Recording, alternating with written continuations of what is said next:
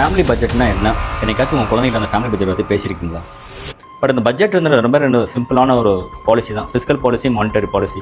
அது ஒரு குழந்தைங்களுக்கு ஒரு லட்டு விற்கிற கதை மூலமாக ரொம்ப சிம்பிளாக சொல்லி கொடுத்துரும். அப்படின்னோம்னா, ஒரு நாட்டோட நிதி நிலைமையை பற்றி, ஒரு அறிக்கையை பற்றி ஒரு குழந்தை பேச ஆரம்பிச்சிச்சுன்னா எப்படி இருக்கும்? நம்ம குடும்பத்தில் இருக்கிற ஃபினான்ஷியல் பட்ஜெட்டிங், இன்கம் எக்ஸ்பென்சஸ் ஒரு குழந்தை பேசினா எப்படி இருக்கும்?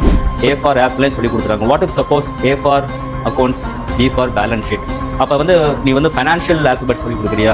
அப்படி கிடையாது. ஃபைனான்ஷியல் ஆல்ஃபபெட் சொல்லி கொடுக்குறதுக்கு முன்னாடி E for empathy, S for sympathy நம்ம சொல்லி கொடுக்கணும். ஸோ ஒரு ஹியூமன் வேல்யூவும் ஃபைனான்ஸ் வேல்யூவும் சேர்ந்து இந்த பணத்தை ஒரு சமுதாயத்துக்கு எப்படி பயன்படுத்துறது, எனக்கு எப்படி பயன்படுத்துறது, என்னையை தாண்டி சமுதாயத்தை நான் திங்க் பண்ணுறதுக்கு இந்த ஹியூமன் வேல்யூ முக்கியம்.